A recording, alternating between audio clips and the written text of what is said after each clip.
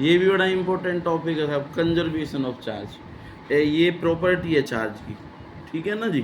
तो according to this property, according to this property of charge, भाई charge की इस प्रॉपर्टी के अनुसार, ठीक है ना, total charge, total charge which present in system, जो किस में मौजूद है, सिस्टम है, which present in system always remains constant, कि वो हमेशा क्या होना चाहिए, वो कांस्टेंट होना चाहिए, ऑलवेज रिमेन्स कांस्टेंट, ठीक है ना।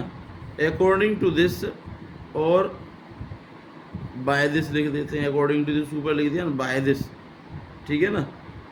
Charge can neither be created, कि ना तो मैं चार्ज को बना सकता हूँ, charge can neither be created nor destroy, और ना ही उसको डेस्ट्रॉय किया जा सकता, ठीक है, nor destroyed. It remains constant, ये हमेशा कांस्टेंट रहेगा।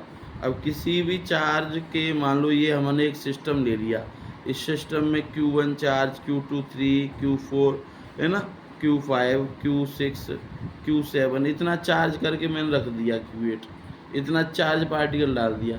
तो मैं इसको अब खोलूँ चाहे शाम को खोलूँ, ये कमरा बंद कर देता हूँ, यहाँ 10 बच्चे बंद कर देता हूँ, अब मैं 10 बच्चे बंद करके जाऊँगा और शाम को आके खोलूँगा तो मुझे 10 ही मिलेंगे, ऐसा थोड़ी नहीं हो जाएगा, इसमें से कोई गायब हो जाएगा।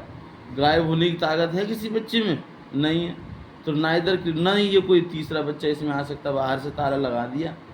तो ये कहानी ये कहती है कि चार्ज जो है ना तो क्रिएट किया जा सकता है, नहीं डिस्ट्रॉय किया जाता है, इट रिमेन्स कांस्टेंट, ये जितना बॉडी के अंदर मौजूद है वो उतना ही रहेगा।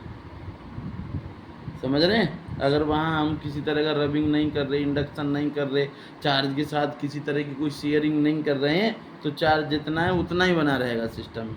अगर हम उसको यूटिलाइज नहीं कर रहे, उसको हम ट्रांसपोर्ट नहीं कर रहे, तो चार्ज जितना है वो उतना ही बना रहेगा। इसको हम कहते हैं कंजर्वेशन ऑफ चार्ज। बात समझ में आई? Conservation of charge.